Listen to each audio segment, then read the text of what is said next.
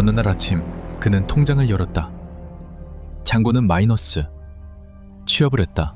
월급도 받는다. 그런데 자산이 줄고 있다. 대출이자, 월세, 식비, 매달 조금씩, 정확히 조금씩 사라진다. 이상하다. 분명히 일하고 있는데. 2026년 한국 청년 가구의 평균 부채는 자산의 78%를 넘어섰다. 통계는 조용하다. 하지만 거리는 시끄럽지 않다. 아무도 소리치지 않는다. 그게 더 이상하다. 그는 3년 전 전세 보증금 마련을 위해 대출을 받았다. 금리는 낮았다. 정책금융이었다. 괜찮을 것 같았다. 하지만 문제가 시작된다. 전세가 오르고 대출 한도가 막히고 보증금 반환이 지연됐다. 전세 사기는 뉴스에서만 보던 이야기가 아니었다. 이건 처음 있는 일이 아니다. 1997년 IMF. 당시 청년들은 처음 경험했다. 일자리가 사라졌고 비정규직이 표준이 됐다. 그 세대가 내 부모님이다. 그들은 집을 사지 못했다. 그래서 나는 전세로 살았다. 2008년 글로벌 금융위기. 저금리 시대가 시작됐다.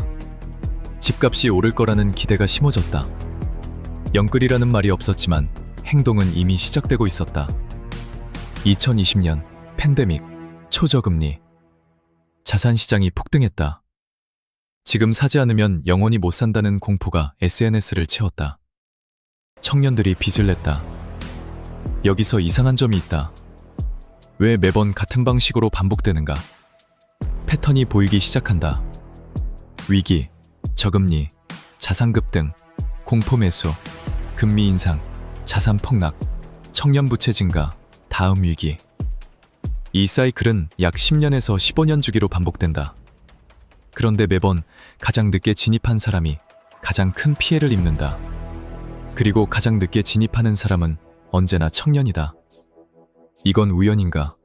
아니면 구조인가? 많은 사람들은 청년 빚 문제를 개인의 실패라고 말한다. 무리한 투자, 욕심, 계획 없는 소비. 하지만 데이터는 다른 걸 말한다. 청년 고위험 가구의 80% 이상은 주거 비용이 소득의 40%를 넘는다. 이건 선택의 문제가 아니다. 주거 시장 자체가 청년의 소득 구조와 맞지 않는다. 공급은 외곽에만 집중되고 직주 근접 수요는 중심부에 몰린다.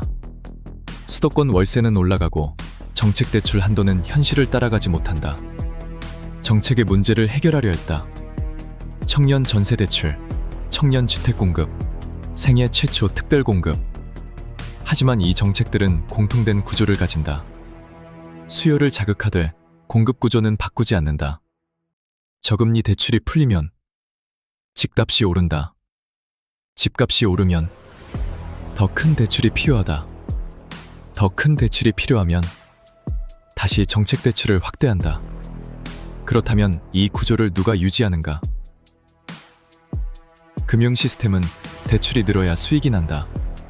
건설사는 분양가가 높아야 이윤이 생긴다.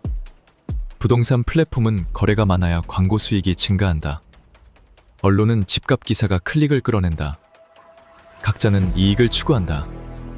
그 결과 청년에게 최적화된 시장은 존재하지 않는다. 그리고 하나 더. K자형 회복이라는 말이 있다. 위기 이후 자산 보유 계층은 회복되지만 자산 없는 계층은 계속 하락한다. 청년 대부분은 지금 K자의 아래까지에 있다. 이 루프는 받쳐 있다. 그리고 그 루프 안에서 가장 많이 돌아가는 건 청년의 빚이다. 당신의 이야기다. 매달 이자를 내고 월세를 내고 식비를 아끼고 그래도 통장이 줄어드는 느낌. 그건 의지의 문제가 아니다. 당신이 노력하지 않아서가 아니다. 그 구조 안에서 노력의 방향이 이미 제한돼 있다. 그렇다면 무엇이 바뀌어야 하는가? 아니, 먼저 물어야 할 게 있다. 이 구조를 우리가 알고 있었다면 선택이 달랐을까? 그는 오늘도 통장을 열었다. 잔고는 어제보다 조금 늘었다. 그런데 이번엔 다르게 느낀다. 줄어드는 게 내 탓이 아닐 수도 있다는 것을. 그리고 늘어나는 것도 내 노력만으로는 충분하지 않을 수 있다는 것을. 이 구조, 당신은 어떻게 생각하는가?